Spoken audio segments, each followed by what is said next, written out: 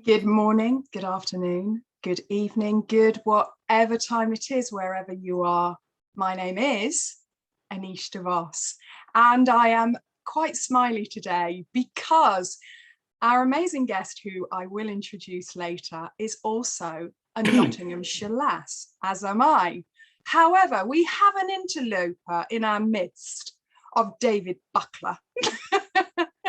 So, David, I'm hoping that you literally are going to honour the Nottinghamshire-ness that is going to be presented today. Are you?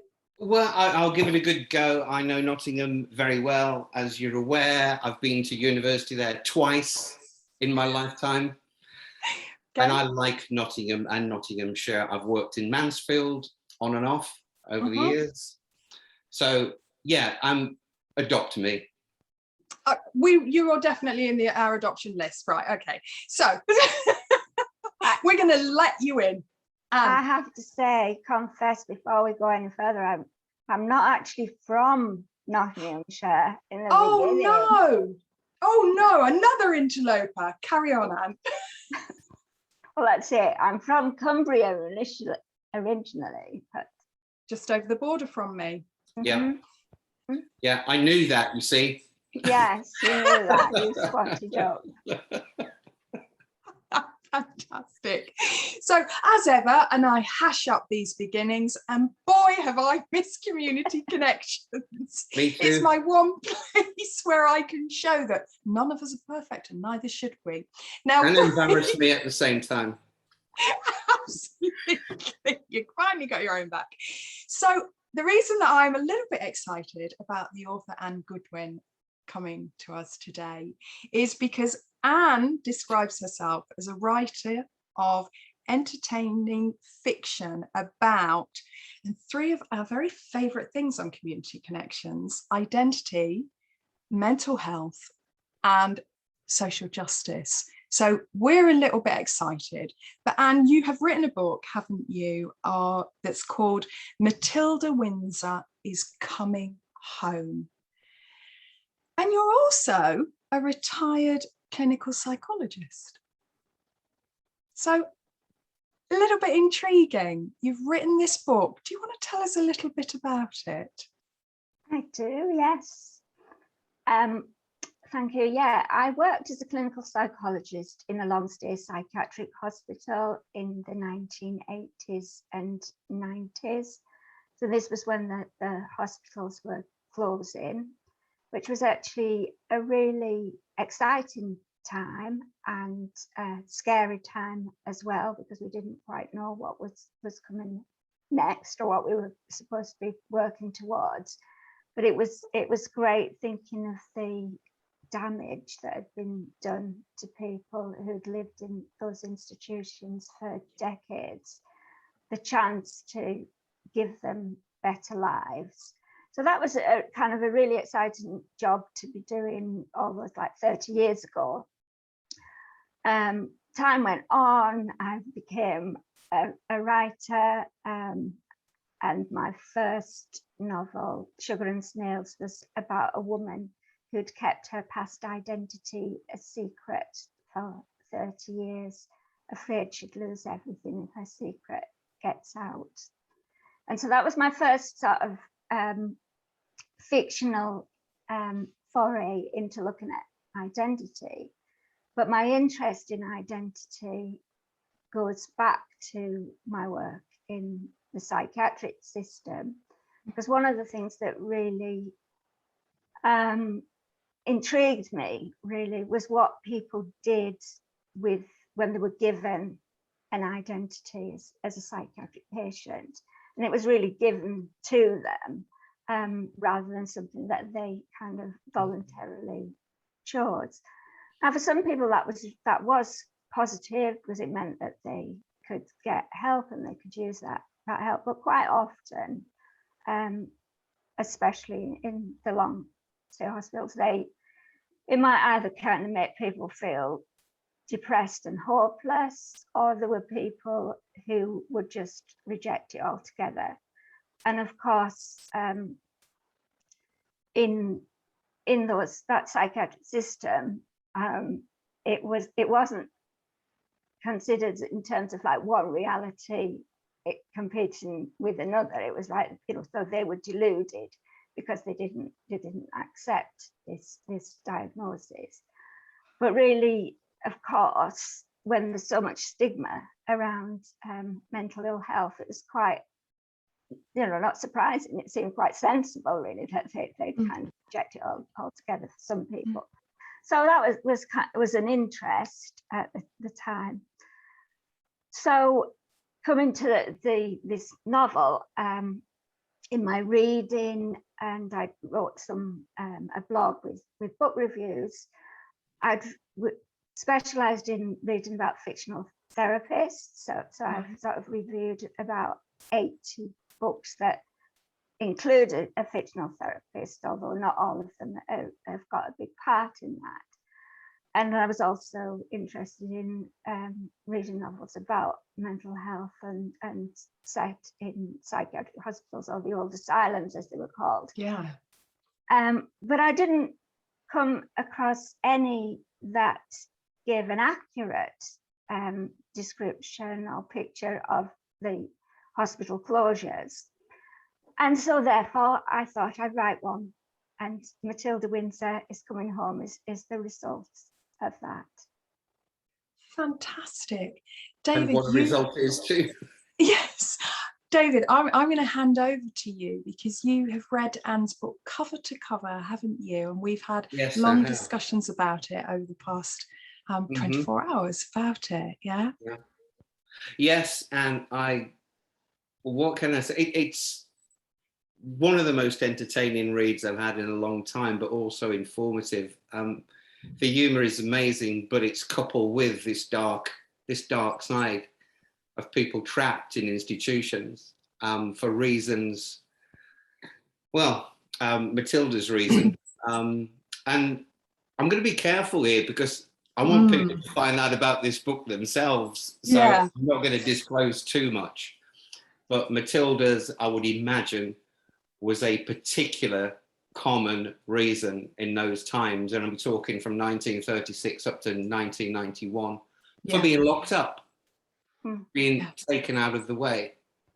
And we know it, or some of us do, but reading about it in such a context it really moved me, to be absolutely honest with you. So thank you for a great read. And again, I'm on dodgy ground, because I don't know what you want to say and how much I can say. So please carry on and tell us about the background of the book. Yeah.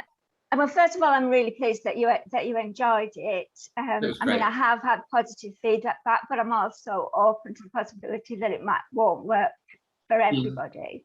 And particularly, you know, you mentioned the humour, and I didn't set out to make it funny. And I was That's how it reads, in actual fact, Yeah.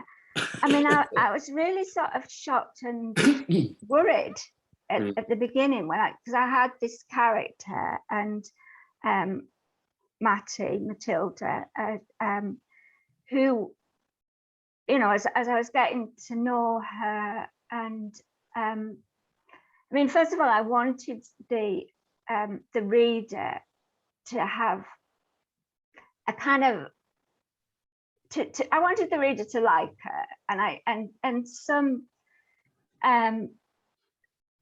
that isn't always easy to connect with people who are very sort of disturbed emotionally and mentally. So I wanted to make her quite likable and pleasant company. I think it's it's a tragic story, tragic what's happened to her. Yeah. But I didn't want it to be completely depressing. So I made her quite cheerful with these, what the psychiatrists would call delusions of grandeur, which is her way of coping. I mean, unconsciously it's happened, it's worked out, so she hasn't chosen it, but that she, instead of actually, you know, I'm this woman, I live in a psychiatric hospital, she's a society heiress.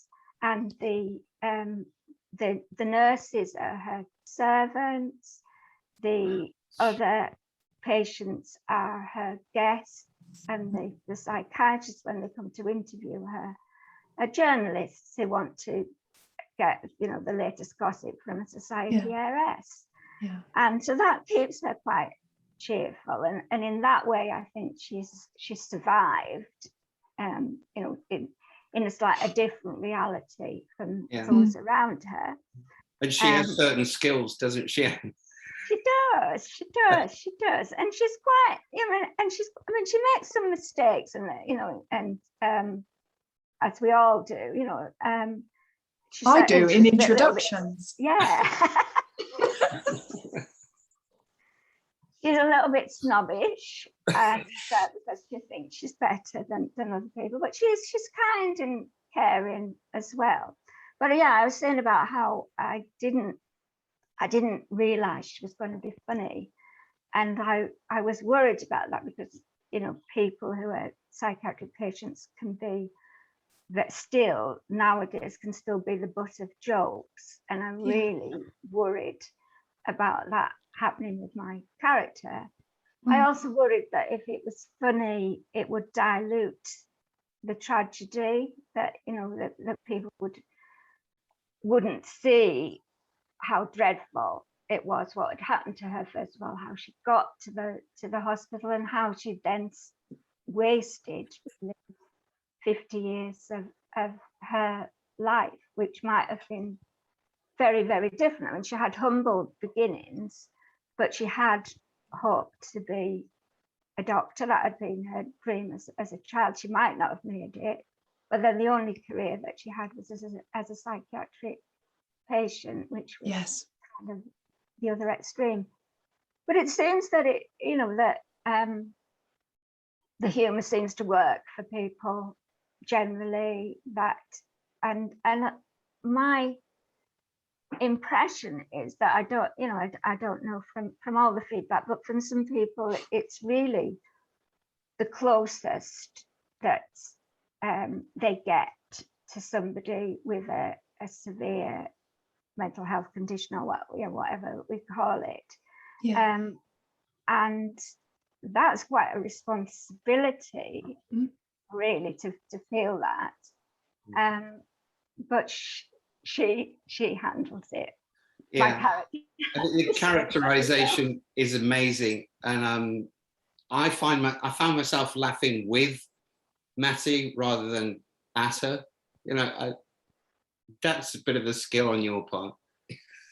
Yeah, I mean, it must be, but I kind of don't completely, you know, I mean, I accept that, and it's great to realize that I've done that. But I don't quite know how I've done it really.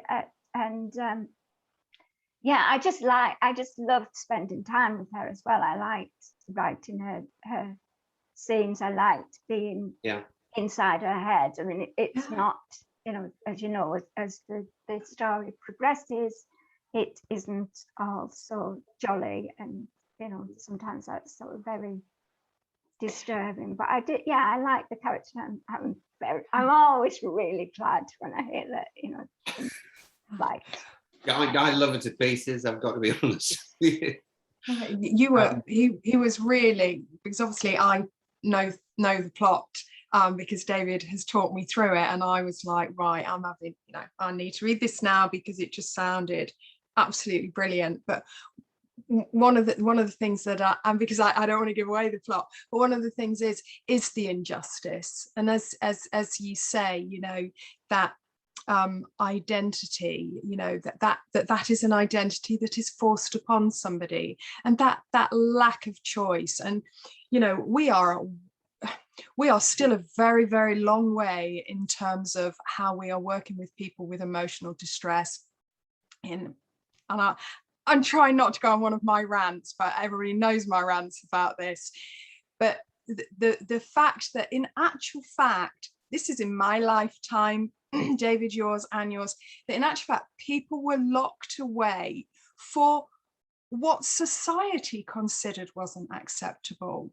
And how can that, you know, I cannot get that in my thinking, that somebody should be locked away for what is unacceptable in society, and indeed religiosity comes into that. And for me, I feel like a burning fury when so I really want to read this book, but I feel a burning fury because it feels like something from the Dark Ages, yet it isn't. Mm. Yeah. And I just, I sorry, think David. the aspects of psychiatry, parts of it in the book are entirely relevant today. Mm. Do you want to say particularly what you were thinking of? Yeah, the terminology and the attitude towards patients, clients, whatever you want to call them,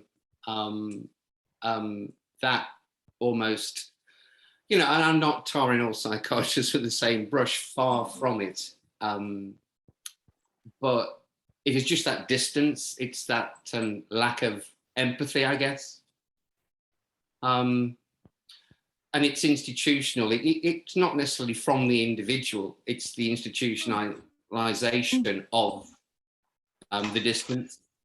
Yeah. Yeah, of everybody really. That I think we all get caught up in it. And for me, you know, thinking about my work as a psychologist, I was going to say I was the more psychological. I mean, and we would hope so, but I would still be caught up. It was very, you know, heavily a psychiatric system. And interestingly, I mean, I've just been doing some more rereading of stuff that I knew before, but I'd forgotten really about the asylum history.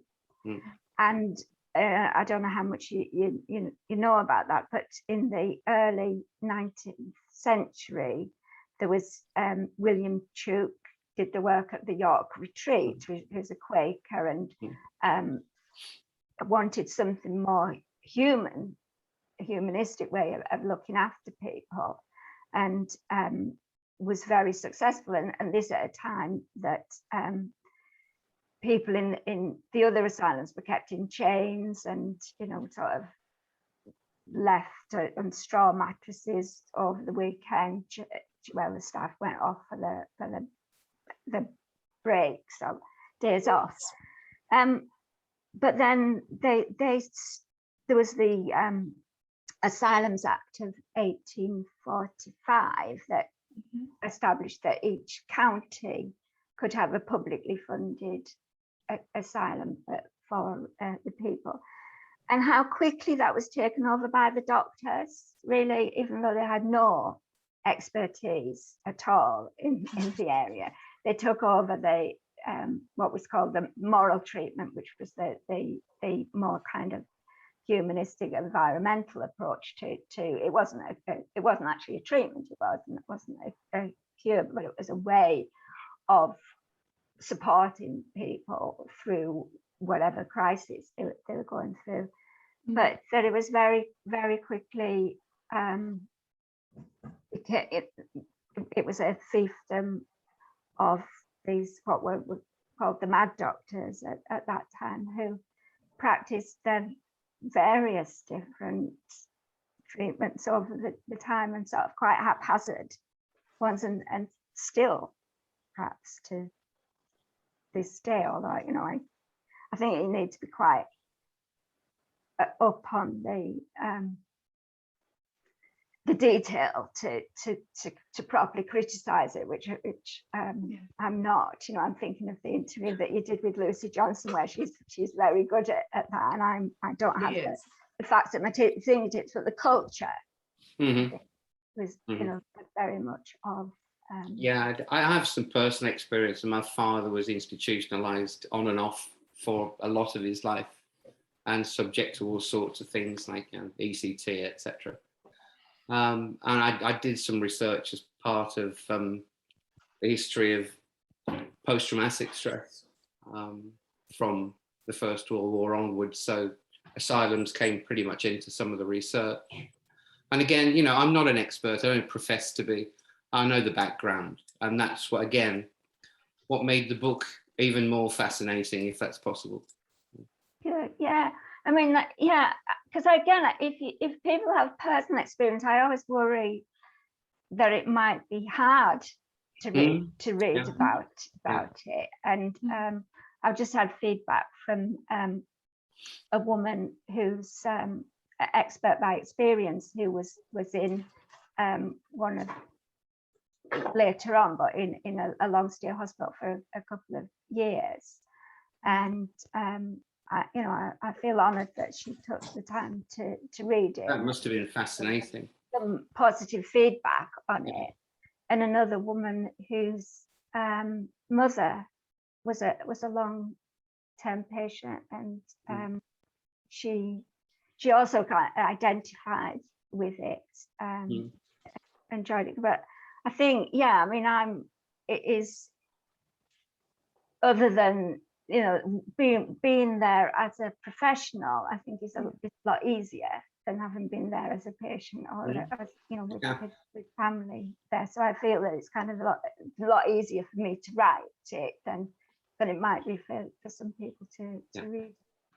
But I'm always glad when, you know, obviously I'm honoured when people who have that expertise don't read it.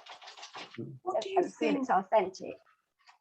What do you think, Anne, about the changes? You know, indeed, talking about the lovely Lucy Johnstone, Dr. Lucy Johnstone, coming on, and, you know, the Drop the Disorder and MAD in the UK and MAD in America. What do you think about these different groups that are standing up now and saying, look, hang on a minute, we do need to move forward, you know, that are addressing, like James Davies, you know, are addressing the DSM, etc. Because I just always think, you know what, we're people, we are not medical models.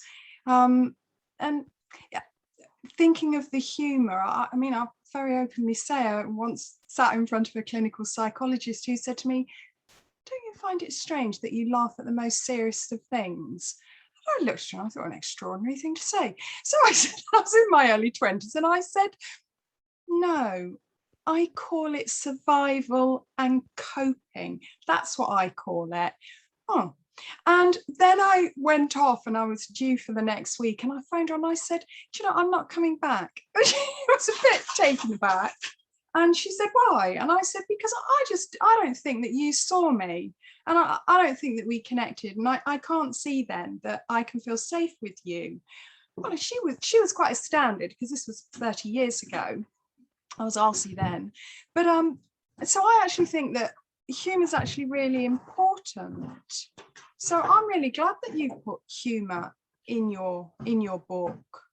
Yeah, I mean, it's worked out really well, but I might have been at some point like your clinical psychologist. I don't think it was you, it wasn't your name.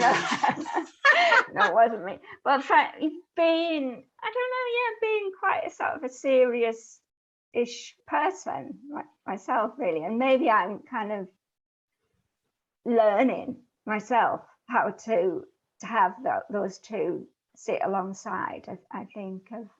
I mean, I've always liked really sort of very dark humour. Yes, can't be a bit of dark humour. Yeah, but I think it's that I don't like farce and sort of silly kind of humour. So yeah, I don't think.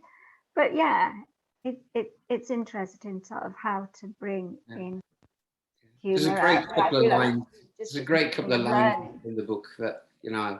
Sorry, interrupted, but as you were talking, it just came into my head, and I end up with verbal diarrhea if something's just stuck there. There's on the same subject, there's a couple of lines there that I don't know how you managed to do this, but I don't think it's going to ruin anybody's enjoyment, but there's a reference to Carl Rogers and Buck Rogers in the same sentence, and I just couldn't get over that.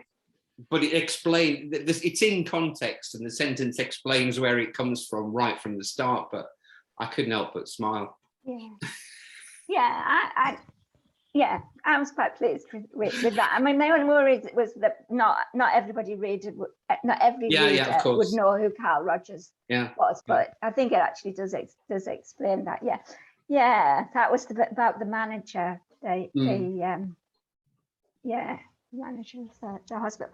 I mean, I suppose the other thing about the humour, I don't know how much you found that, but my when I accepted that the novel would be kind of funny in places, then I was able to put more into it, and it wasn't just about, oh, Matty's got these funny ideas. It was humour within the staff and within the kind of NIMBY people in the community who didn't want the former psychiatric patients to move in as neighbours, which was very much an issue at the time, and of course, it still will be, but to a lesser degree, because I mean that to me one of the things was, but if they don't know that these are actually, they're just people, and and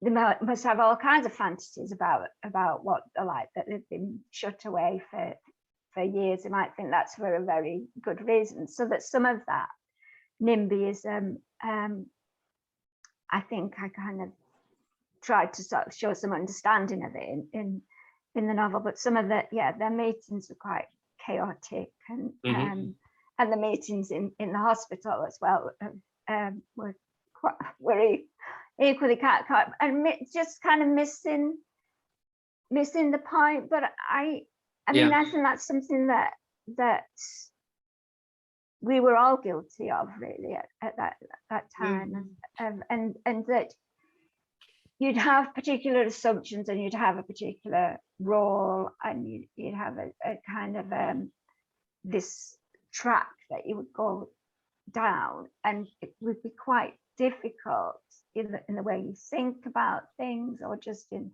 terms of the time to do things more in a more caring way. So I think those kind of the biases that we all bring in all kinds of situations. We're all guilty of it.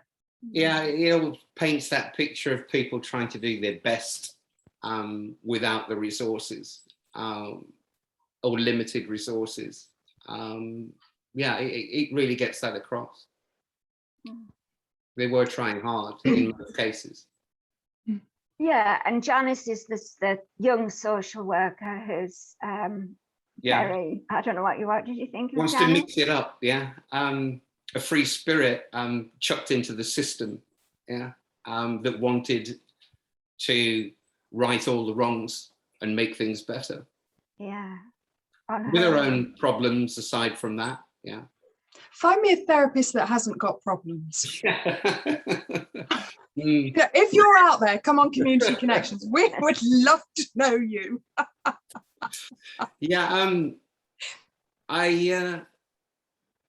love the way she questioned herself, and the story coming from her, I think, works.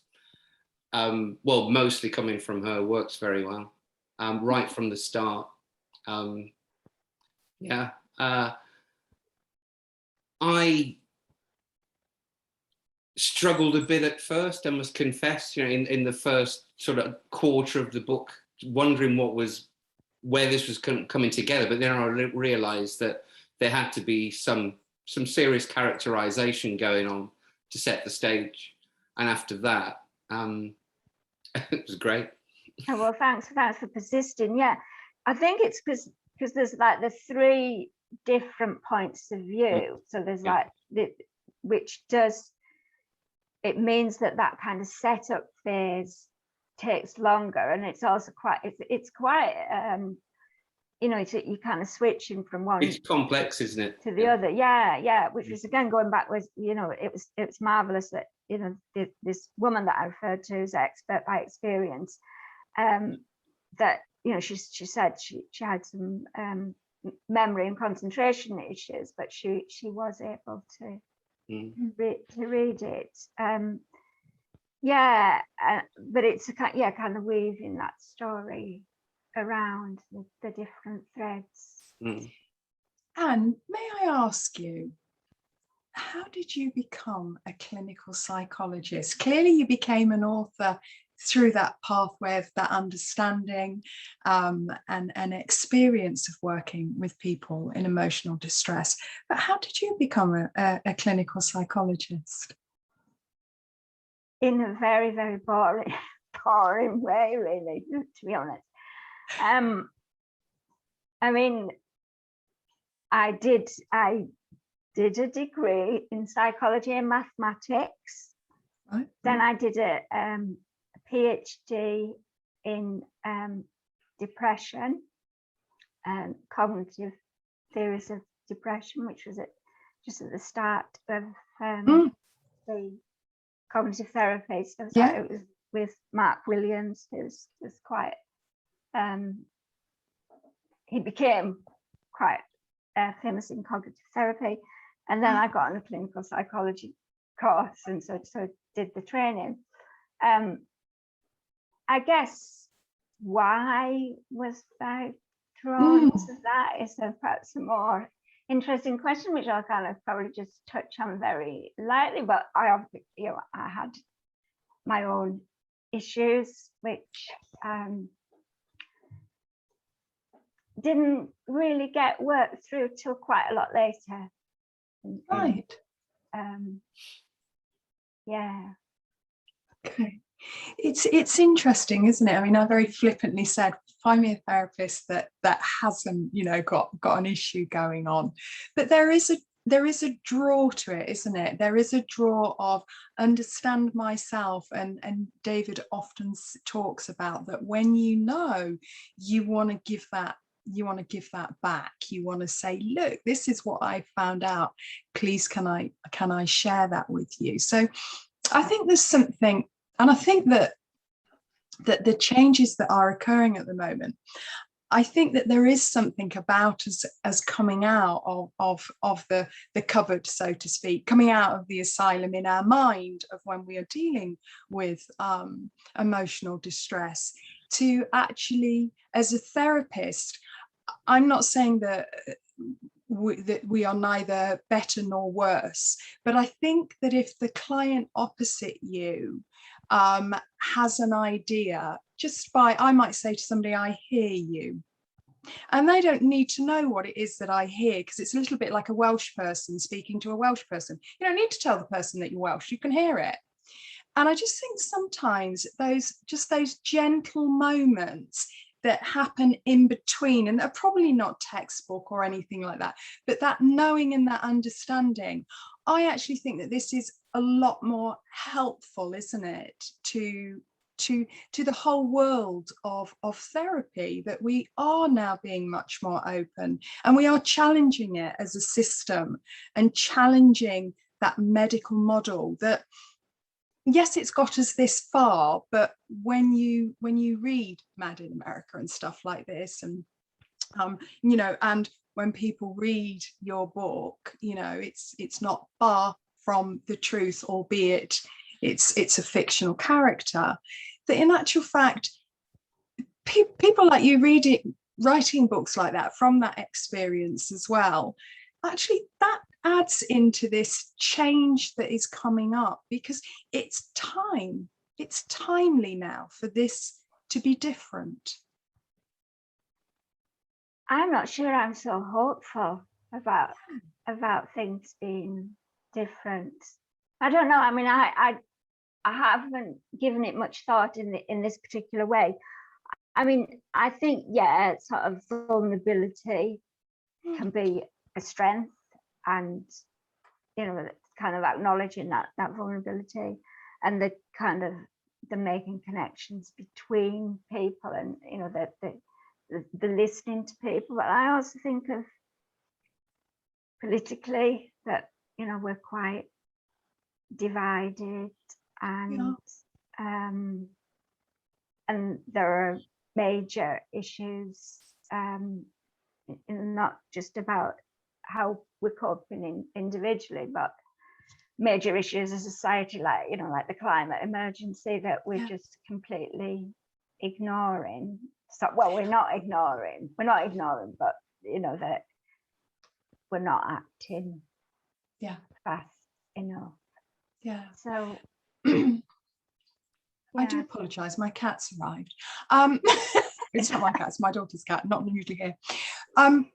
But I think somebody was recently saying to me, and probably going off a bit pat here, that, you know, because I do a lot of work with young people, you know, what is it about young people? What, you know, why are they so upset? Why are they so angry? And I said, well, you know what, because the generation before, you know, all we really dealt with was war. Actually, war ended. So yes, there is that distress, you know, as a world event, we have learned that war ends.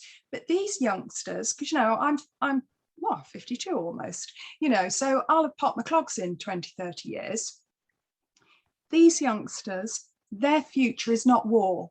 Their future is something that they have no vision how that ends at this moment in time. That's why they're distressed. And that's why more than ever now, I genuinely believe we need to push that system hard, because this is a very, very different world that we're living in. And these youngsters have got something else to hold in their hands that we actually can't imagine in the same way. Yeah, I mean, that is an interesting perspective, because I think I do feel hopeful when I think of young people, about how they're agitating, how they're not accepting things, how they're tackling things like racism, how they're protesting. So yeah, from that, maybe I'm just thinking, maybe I'm sort of identifying with the old is, you know, sort of not thinking of it yet. They're the future, and yeah, maybe they will kind of get things done. And maybe, Anne, we might see another book from you. Yeah. I really want to know what's going to happen to Matty, and I believe that's something that you're working on or thinking about or in the process of. Yeah, so that the novel Matilda Wins is Coming Home finishes in 1991, and so what happened to me was that last year, in the first lockdown, when we were all a bit anxious and not really knowing what was going on, I was very busy with the edits for this book, which was a lovely project to do in lockdown, because I didn't have to create any new stuff, which was quite difficult. I didn't have that level of I wasn't in a comfortable enough place to do that, but it focused my mind very much, and you know, and I was very, I mean, I edited solidly for about 3 months, and that was before the publishers another lot. So it got well edited, and it probably, there's always things that you think, oh, I should have changed that. But so I sort of got to the end of that, passed it over to my publisher at the beginning of June last year, and had a few days where I thought, great, oh, I don't have to work, so I've got a bit of peace. And then I started missing Matty, the main character. And then I thought, well, my assumption was that 30 years on, she's 70 in the novel, 70 odd then, so it's over 18 months. She no, maybe a little bit, a couple of years, it's over anyway. She so I thought she would be dead 30 years on, because, you know, she'd had all this medication, her life chances weren't so good, but I thought, well, what if she is now 100, or expected her 100th birthday in a care home? Yeah, yes. Changed a little bit, perhaps, that she's had a little bit more intervention, but she's still thinks differently to, what if she wants to put on a big performance because she's a performer, she's recites comic verse, that's what she Yeah, and I'm a massive fan of Stanley Holloway and his ilk, so that really hit me. yeah. So she thinks she's going to put on a big show, but she wouldn't be able to. But then it's petered down a bit because not many people would be likely to turn up, and then it's cancelled. She can't go anywhere because of lockdown. But that doesn't but it's good. She then does it online with the help of a young person, a very young person in the care home. And other things happen. It's also she discovers, though, in the process that she's responsible for the transatlantic slave trade. This is going to be brilliant. You are ticking the boxes. Fantastic. And again, we say it, but literally it's been fascinating. It's been really fascinating to talk to you in terms of the fact that you are a clinical psychologist and you are writing some amazing stuff. And I just want to say thank you. I've kind of really enjoyed being an observer of this conversation and butting in a bit as I do. So thank you so much. Thank you. It's just been incredibly interesting. And also thank you for your candid honesty about you. Thank you. Well, thank you. It's always a pleasure, isn't it, to talk about yourself, and even more to talk about your book. Definitely. With people who are interested in it, and chatting about the world, putting the world to rights, a bit like Janice, but you were doing it in your therapies. So that's great to think of you. I'd like to think that we do our best, as Janice might. Yeah. And I'm going to meet a Matty one day. I know. I hope so. You'll be prepared now. Yeah, absolutely. I want to thank you for giving me so much pleasure reading this book, and it's been a real honour speaking with you. So thank you very much indeed. Thank you. Thank you, everybody. And David, just talk us out, my love. Well, again, we get to that point where we'd love to go on and on and on and on, but we can't. Especially this one. I've so enjoyed it. So thank you again, Anne. And I do hope we can meet up again soon. I really do. So thank you, everyone. And we'll see you next time. Thank you, Aneesh. No, you're welcome. Even though you leave me embarrassed again. Right from the my job. It's your job, I know. Take care, everyone. See you soon. Bye. Bye-bye. Bye.